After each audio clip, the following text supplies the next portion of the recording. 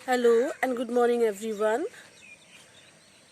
नमस्कार यहाँहरू सबैजनामा र स्वागत छ फेरि पनि हजुरहरूलाई मेरो च्यानलमा। आज चाहिँ म मेरो मर्निङको रुटिन हजुरहरूसँग सेयर गर्न गइरहेको छु। त्यसैले गर्दा चाहिँ मैले मर्निङमा आफ्नो छतमा आएको छु। जेनरली म प्राय गरेर त म बिहान नै उठिसकेका हुन्छु कलेज भएको बेलामा, तर अहिले चाहिँ क्वारेन्टाइनले गर्दा छुट्टी छ, त्यसैले त्यति बिहान पनि उठिराख्नु परेको छैन। यो चाहिँ मर्निङको समय हो। यहाँ देखिराख्नु भएको होला हजुरहरूले, सूर्योदय पनि हुन लागिरहेको छ, राम्रो भ्यू छ। यति बेला भनेको चराको चिरबिर, त्यस पछाडि प्रकृतिको रमणीय वातावरण अनि मनै आनन्दित हुने खालको इन्भाइरोमेन्ट छ। सो सूर्योदय पनि भइसक्यो। एक्चुअली हाम्रो मर्निङ हाम्रो पुरै दिन नै त्यति बेला मात्रै राम्रो हुन्छ जति बेला चाहिँ हामी बिहानै उठ्छौँ। बिहान उठेर नेचरसँग अलिकति भए पनि घुलमिल हुन्छौँ, किनभने यो टाइममा चाहिँ त्यति धेरै शोर सराबा, गाडी नोइज, अरू चिजहरू, मान्छेहरूको हो हल्ला पनि त्यति धेरै हुँदैन।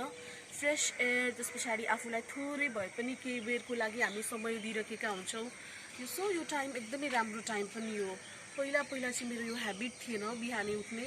कलेजको लागि जबरजस्ती उठ्नु पर्थ्यो, अदरवाइज म छुट्टी हुने बित्तिकै 7, 7:30, कहिलेकाहीँ त 8 पनि बजाउँथेँ। तर अहिले यो लकडाउन टाइममा चाहिँ अलिकति आफ्नो ह्याबिट्सहरू, लाइफस्टाइलहरू पनि चेन्जेस भएको छ। सो म थोरै भए पनि बिहानै उठ्ने ट्राई गर्छु सकभर। त्यस पछाडि मैले त्यो टाइममा चाहिँ आफूलाई पनि टाइम दिइरहेको हुन्छु। त्यो समयमा यसरी नै म बिहानै छतमा आउँछु अनि त्यस पछाडि फ्रेस एयर लिन्छु। मेरो युजुअली मर्निङ त थाइरोइडकै मेडिसिन 50 mcgबाट सुरु हुन्छ अनि यहाँ नर्मली 1 ग्लास तातो पानी खाँदै म आफ्नो डेलीको हाउस होल्ड चर्समा लागिरहेको हुन्छु। अब हजुरहरूले देख्नु नै हुनेछ मैले चाहिँ कसरी मेरो मर्निङमा कसरी के चिजहरू म्यानेज गरिरहेको हुन्छु। सो यस्तै हो, हामी लेडिजहरूको घर यसै काम कहिले सकिँदैन। खाना पकाऊ, त्यस पछाडि आएर बच्चा म्यानेज गर, घर म्यानेज गर, यसरी नै बितिरहेको हुन्छ। खाना पकाउने काम त छँदैछ, तर टाइम टु टाइम मैले बाबुलाई पनि ध्यान दिनुपर्ने हुन्छ, किनभने ऊ अहिले अलिकति सानै छ, 6 इयर्स हो। त्यस पछाडि उसलाई चाहिँ मैले खाना खाँदै त्यही टाइममा चाहिँ पढाउने पनि गरिरहेका हुन्छु। अदरवाइज उसले दिउँसो चाहिँ आफ्नो क्लास नै म्यानेज गरिरहेका हुन्छ, अनलाइन क्लास। सो यति बेला चाहिँ अब बिहानको 5:30-5:35 एराउन्ड भइरहेको छ। अब म हजुरहरूलाई चाहिँ आज म मेरो मर्निङ रुटिन सेयर गर्न गइरहेका छु। प्लिज हेरिदिनु होला। त्यस पछाडि आएर हजुरहरू नयाँ हुनुहुन्छ भने सब्सक्राइब पनि गरिदिनु होला। Potato and chicken. Roots, for example, carrots and radish and rice. Flowers, for example, cauliflower and broccoli.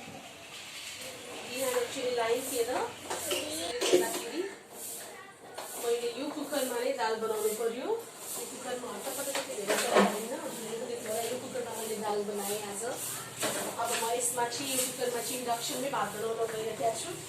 या मैले यसलाई 3 पानी पखालिसकेँ। अब यसलाई म कुकरमा हालेर इन्डक्सनमा सिटी लगाइदिन गइरहेछु।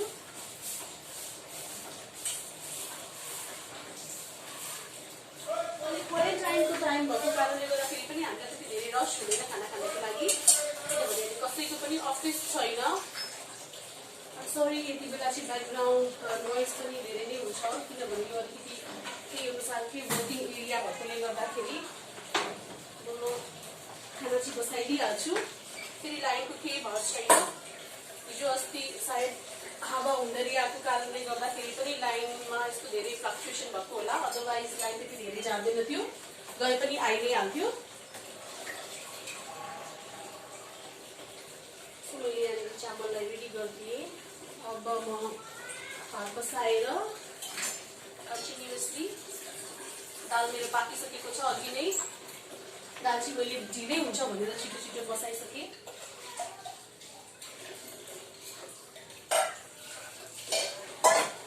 इन्डक्सनमा बसाउँदाखेरि हामीले धेरै नै होस पुर्याउनुपर्छ। यसलाई चाहिँ राम्रो यसको बटमलाई राम्रोसँगले सफा गर्नुपर्छ, पानी हुनु हुँदैन यसमा।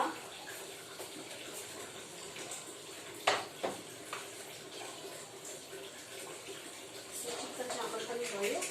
अब म यसलाई पकाएर आज मैले भेजिटेबलमा चाहिँ घिरौलाको तरकारी बनाउन गइरहेको छु। तपाईलाई कस्तो लाग्छ घिरौला प्लिज शेयर गर्नुहोस् कमेन्ट बक्समा। त्यस पछाडि मैले घिरौलालाई अघि नै काटेर यसलाई चाहिँ यसरी रेडी बनाएर राखेको छु। घिरौलाबाट आफै पानी निस्किने भएकोले गर्दाखेरि पनि यसलाई काट्नुभन्दा अगाडि नै मजासँगले पखाले। त्यसपछि बोक्रा यसको निकालिसके पछाडि पनि फेरि मैले उ गरेँ। सो म घिरौला पनि यहाँ यो कराईमा घिरौला बसाउन गइरहेको छु। यसै गरी मेरो दाल यहाँ रेडी भइसकेको छ।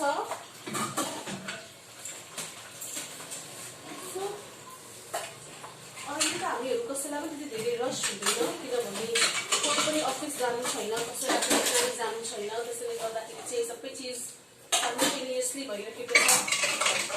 दाल पनि मेरो रेडी भइसक्यो। यसमा मैले 3-4 सिटी अघि ग्यासमै लगाइदिएको थिएँ।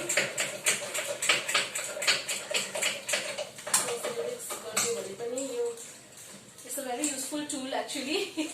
यो हाम्रो लागि किचनमा धेरै आवश्यक पर्ने टुल हो।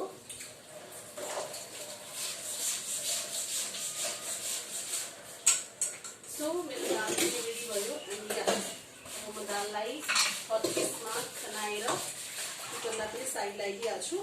दाल मैले यहाँ झानेको छुइनँ। फर्स्टमा चाहिँ म दाल झान्छु। त्यस पछाडि मात्रै म यो चाहिँ बोइलिङ गरिरहेको छु। हजुरहरू पनि इन्जोय गर्दै हुनुहुन्छ होला। हामी सबैजना लेडिजको सुरुवात चाहिँ किचनबाट सुरु हुन्छ है। हामी नुहाई गरेर किचनबाटै हाम्रो मर्निङ स्टार्ट हुन्छ अभियसली।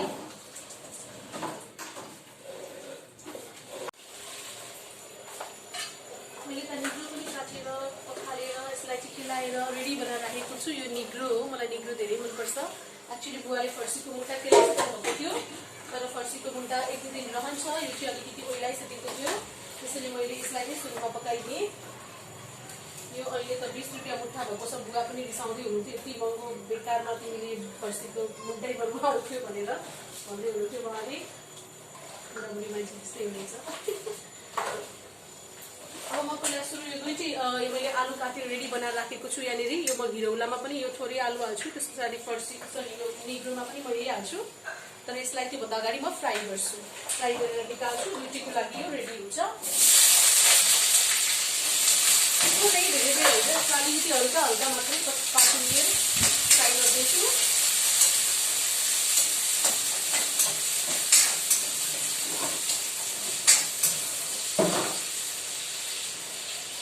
यसरी फ्राई गर्दाखेरि चाहिँ ग्यास पनि अलिकति कम लाग्छ, किनभने दुईटै मैले निग्रोको लागि बेग्लै यसलाई फ्राई गर्नु पर्थ्यो। तर यो एकैचोटि फ्राई भयो भने सजिलो पनि हुन्छ। आज म घिरौलामा चाहिँ थोरै चना, मियाङ सुबास चाहिँ चना खानुहुन्छ, यो थोरै चना उबालेको थिएँ मैले।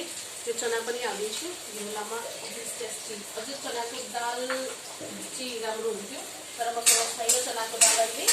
त्यो चाहिँ मैले रेडी गरिदिन्छु। आलु यो फ्राई हुन लाग्यो।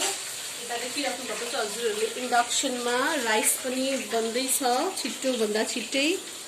अब अनि यो मैले चाहिँ कश्मिरी मिर्च, त्यस पछाडि रङको लागि हो यो कश्मिरी मिर्च चाहिँ राम्रो हुन्छ। त्यति धेरै युज त म गर्दिनँ। त्यस पछाडि चाहिँ यो गरम मसलाको प्याकेट मम्मीको घरमा बिहा थियो, त्यहाँ चाहिँ अलिकति धेरै युज भएछ।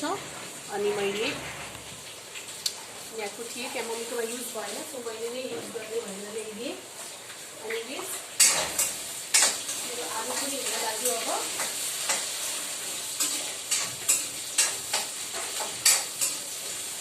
हल्का फ्राई गरे पछाडि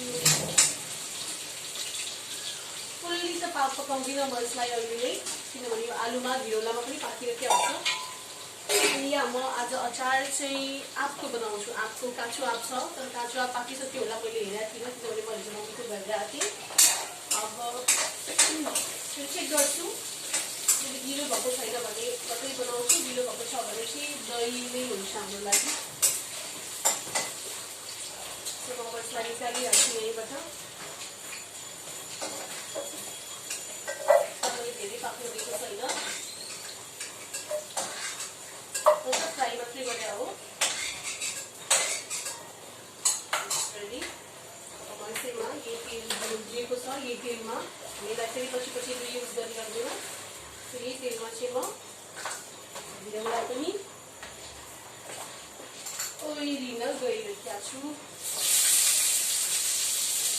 मैले ड्युटीको लागि एकैचोटि सबै चिरेर राखेर आउँछु सजिलो हुन्छ भनेर। बुवा पूजा गरेर निस्किनु भयो, पानी थाप्दै हुनुहुन्छ। बुवा आफ्नो काम सकिएकोमा एकदमै खुसी हुन्छ। बुवा काम सकियो, मजा आयो अब? ल ठिक छ, राम्रो भयो। तर आज खाना पाक्नु चाहिँ अलिकति ढिलो भयो होइन यसको चक्करमा। मैले अघि आँप कोरेँ अनि गुठरी फ्याँकिदिएँ, आँपको कोया फ्याँकिसकेँ, यसको हेल्पले कोरेँ। यति नै भयो। अब म यसमा अलिअलि भइहाल्छ, हजुरलाई पनि थाहै छ। म यसमा चाहिँ के गर्छु भन्दाखेरि आलसको छोप छ, मैले यहाँनिर रेडी बनाएर राखेको आलसको छोप 2 स्पुन जति हाल्दैछु। पछाडि खुर्सानी पनि मैले यहीँनिर रेडी गरेर राखेको छु। यु क्यान सी हियर यहाँ खुर्सानी। अब आँप यसलाई म मिक्स गरिदिन्छु। मैले चटपटा केही पनि हाल्दिनँ, तामझाममा यसमा केही पनि गर्दिनँ। अब सिम्पली यसलाई म मिक्स गरिदिन्छु र थोरै तोरीको तेल, या थोरै तोरीको तेल, मिनिमम 2 to 3 ड्रप्स तोरीको तेल हाल्छु। अब म यसमा नुन, बिरे नुन सकिएको रहेछ, सो म यसमा सिम्पली नुनै हाल्छु। अनि जिरा, मलाई टोक्दा जिराको स्वाद मनपर्छ, त्यसैले म जिरा पनि हाल्छु। अचार अब यसलाई राम्रोसँग मिक्स गर्ने एन्ड देन या माइ अचार विल बी रेडी। सायद पनि अब रेडी भयो। अघिको घिरौलाको यस्तो भयो कन्सिस्टेन्सी, पानी सबै सुकाइदिएँ मैले। कतिजनालाई घिरौला मन पर्दैन, तर मेरो त फेभरेट हो। बुवा मन पराउनुहुन्न तर पनि खानुपर्छ बिचरा बुवाले। यो हेल्दी पनि हुन्छ, यो बुवाको खाना हो, निग्रो अनि अचार, घिरौलाको तरकारी। बुवा जहिले पनि चम्चाले खानुहुन्छ। बुवाको राइस यो म बुवालाई लिएर खाना जाँदैछु। यसलाई चाहिँ एडमिट पनि गर्दैछु। So I am diverted here and there. Now please let us proceed. So in first stage of Kurt Levin's 3-step model we have unfreezing. So now what is unfreezing? The state of being freezed. You know, यो freezing stage मा यो unfreezing stage भनेको चाहिँ simply the solidification भएको हुन्छ रे. The way we are conducting our activities, we are so much habituated to do the activities in the way we used to do before. So हजुरहरू सबैजनाले देख्नुभयो होला, मेरो त क्वारेन्टाइनको नर्मल मर्निङ रुटिन यस्तै नै रहेको छ। तर अरू दिन भने मेरो यस्तो रहँदैन, किनभने अहिले यो क्वारेन्टाइनले गर्दाखेरि चाहिँ म मर्निङमा छु घरमा। अदरवाइज म हजुरहरू सबैजनालाई थाहा नै होला, मेरो बिहान 6 to 11:30 को जब हो, त्यसैले गर्दाखेरि चाहिँ म अरू बेला यो टाइममा हुँदिनँ। राति नै मैले सबै चिज प्रिपेयर गरिसकेको हुन्छु। राति नै मेरो खाना बिहानको खानाको लागि दाल तरकारी भिजाउने काम राति नै भइसकेको हुन्छ। खाना मात्रै बाँकी छोडेर चाहिँ मैले गएको हुन्छु। अदरवाइज तरकारी दाल अचारहरू मैले चाहिँ बिहान उठेर बनाएर, जसलाई चाहिँ मैले राति नै प्रिपेयर गरेर राखेको हुन्छु। तरकारी कट गरेर पखालेर स्टोर गर्छु डिब्बामा। त्यस पछाडि आएर दाल पनि राति नै भिजाएको हुन्छु, फ्रिजमै राखिदिन्छु त्यसलाई। अनि भोलिपल्ट बिहान अराउन्ड 4:45 मा उठेर फ्रेसन अप भएर सबै काम भ्याएर त्यस पछाडि म मेरो रेगुलर चोर्समा चाहिँ निस्किन्छु अफिसको लागि। अनि 11:30 या अराउन्ड 11:30 नै मेरो टाइम सकिन्छ। त्यस पछाडि फेरि म 11-11:30 घर। हामी सबैजनाको आफ्नै रुटिन पनि छ, आफ्नै कामको डिपार्टमेन्ट पनि हामीहरूले छुट्याएको छौँ। पहिलादेखि नै छुट्याइएको हो यो चाहिँ। बुवाको पूजा गर्ने, त्यस पछाडि फुल टिपेर ल्याउने, अनि यहाँ पानीहरू म्यानेज गर्ने भनेको तातो पानी, उहाँ तातो पानी नै खानुहुन्छ। तातो पानीको म्यानेज गर्ने, त्यस पछाडि आएर फुल टिप्ने, पूजा गर्ने, अनि तरकारीहरू यसो हेर्ने बुवाको डिपार्टमेन्ट हो। त्यस पछाडि सुभाषको त्यही अनुसारले चाहिँ बाबु, मेरो हस्बेन्ड सुभाष भनेको, उहाँको चाहिँ बाबुको डिपार्टमेन्ट स्पेसली चाहिँ उहाँलाई नै छ। बाबुलाई लुगा लगाउने, बाबुको बुक्सहरू एरेन्ज गर्ने, त्यो त मैले नै सबै राति गर्दै आउँछु। बाबुलाई रेडी गरिदिने, रेडी गरेर स्कुल भ्यानसम्म चाहिँ पुर्याइदिने, त्यो काम चाहिँ बुवा र सुभाषको मिलिमिली हुन्छ। अनि बाबुको खानेकुरा, बाबुको सबै चिज स्टफिङहरू रेडी गरिदिने काम चाहिँ बुवा र बाबु नै गर्नुहुन्छ, किनभने म बिहानै गइसकेको हुन्छु। त्यस पछाडि जुन हाम्रो ब्रुमिङ मपिङ गर्नको लागि, त्यसपछि क्लिनिङ गर्नको लागि चाहिँ एउटा बहिनी हायर गरेको छ हामीले ऊ चाहिँ हायर गरेको पनि निकै नै भइसक्यो। त्यस पछाडि उसले नै सबै चिज म्यानेज गरिदिन्छ। मेरो एब्सेन्समा बिहान 6 बजेको काम घर बढार्ने, घर पुस्ने, त्यसरी अरू कामहरू जुन हुन्छ हाम्रो घर आएपछि घरलाई व्यवस्थित बनाउनको लागि गर्नुपर्ने कामहरू चाहिँ बहिनीले पनि गरिदिन्छन्। हामीले राति नै एरेन्ज गरेर गएका हुन्छौँ। बाबुले खेलेको टोइजहरू राति नै मिलाएर राखेका हुन्छौँ। त्यस पछाडि आएर घर बढार्ने सिम्पली अरू कामहरू चाहिँ बहिनीले गरिदिन्छन्। जे होस् उसले धेरै नै हेल्प गरेकी छिन्। तर अहिले यो क्वारेन्टाइन टाइमले गर्दाखेरि चाहिँ हामीले उनलाई 1 महिनाको छुट्टी दिएका, कोरोनाको त्रास भइरहेकै अवस्थामा चाहिँ हामीले उनलाई छुट्टी पनि दिएका थियौँ 1.5 महिनाको। त्यस पछाडि अहिले अलिकति स्थिति सामान्य पनि भइरहेको छ। सामान्य भन्दा पनि यतातिर त्यस्तो धेरै हल्ला छैन। आई मिन त्यस्तो धेरै इन्फेक्टेड पर्सनहरू यो एरियातिर छैनन्। त्यसैले पनि हामीले चाहिँ उनलाई अब आउँदा हुन्छ भनेर भन्यौँ। उनी आफू पनि व्यवस्थित तरिकाले आउँछिन् र हामीले पनि त्यस्तो कुरामा चाहिँ नेग्लिजेन्स गरेका छैनौँ। आउँछिन्, त्यस पछाडि हातमुख धोएर, डेटोलले हातमुख धोएर अनि आफ्नो काममा भिडिरहेका हुन्छन्। सो अहिले आएर चाहिँ उनको जब, उनको कामको पनि महत्त्व अझ धेरै चाहिँ बुझ्न थालिएको छ है। किनभने अझै पनि हाम्रो समाजमा त्यस्ता खालका मानिसहरू हुन्छन् होइन, जसले चाहिँ होइन लेडिजहरूको काम या महिला दिदीबहिनीहरूको काम चाहिँ सिम्पली घरमै बस्ने, घरलाई नै म्यानेज गर्ने भन्ने खालको हुन्थ्यो। तर हामी हाम्रो सपना पूरा गर्नको लागि चाहिँ बाहिर गइरहेका हुन्छौँ, बाहिर निस्किरहेका हुन्छौँ, त्यही अनुसारले म्यानेज गरिरहेका हुन्छौँ। त्यही अनुसारले चाहिँ आफ्नो यो समाजमा सानो भए पनि आइडेन्टिटी बनाउन खोजिरहेका हुन्छौँ, आफ्नै एउटा इमेज बनाउन खोजिरहेका हुन्छौँ। हाम्रो स्किल्सलाई, हाम्रो एबिलिटिजहरूलाई चाहिँ ध्यानमा राखेर त्यही अनुसार अगाडि बढ्न खोजिरहेका हुन्छौँ होइन।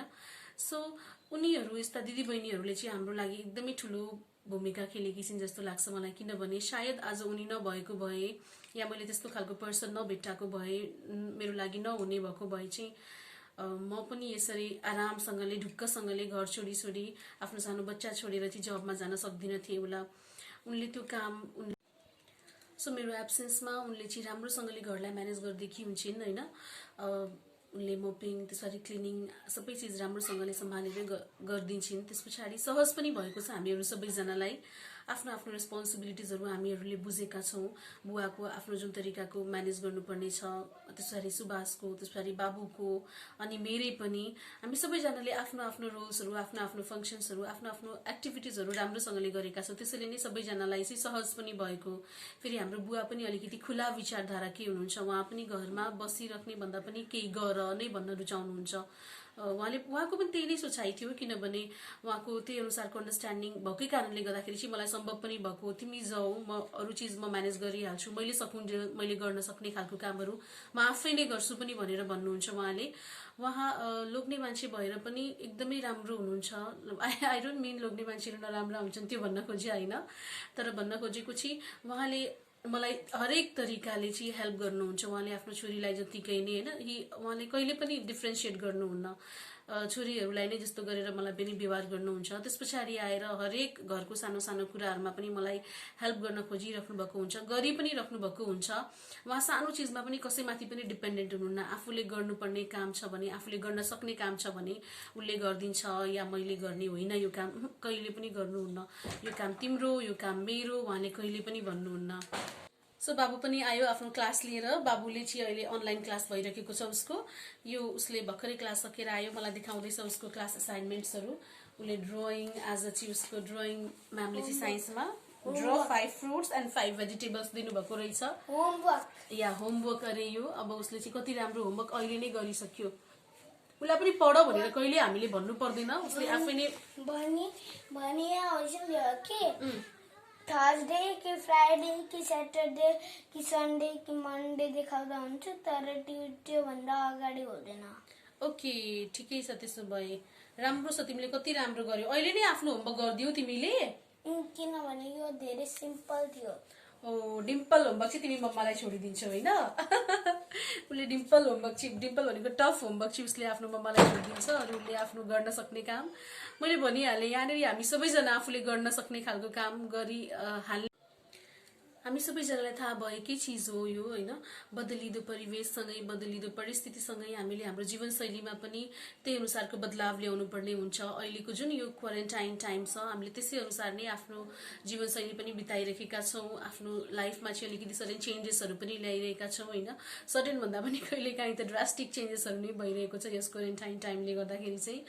अब भोलिको दिनमा चाहिँ यहाँ सबै चिज नर्मल भए पछाडि हामी सबैजना फेरि back to office, back to our normal लाइफमै पुग्छौँ होइन, जान्छौँ. Let's hope for the best and let's pray for the best as well.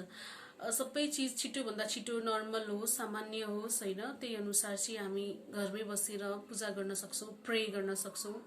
सबै चिज यथास्थानमै रहोस्. यो कोरोना भाइरस छिटोभन्दा छिटो चाहिँ उन्मूलन होस् होइन, छिटोभन्दा छिटो चाहिँ जाओस् यस संसारबाट, यस पृथ्वीबाट नै जाओस्. यो कस्तो डर लाग्दो खालको भाइरसले जुन तरिकाको अहिले आतंकै मचाइरहेको छ, यसको आतंक चाहिँ धेरै भए पनि कम होस् होइन. अब भोलिको दिनमा यहाँ म राम्रो राम्रो खालको भ्लग्स लिएर आउनेछु, अझ राम्रो राम्रो खालको भ्लग्सहरू लिएर आउनेछु. म मेरो डेली लाइफहरू सेयर गर्नेछु हजुरहरूसँग. र या कोही नयाँ हुनुहुन्छ भने मलाई अझैसम्म पनि सब्सक्राइब गर्नुभएको छैन भने प्लिज सब्सक्राइब गर्नुहोला. त्यस पछाडि मलाई यसरी नै माया गर्दै जानुहोला. Thank you very much. Stay safe, stay home, stay healthy.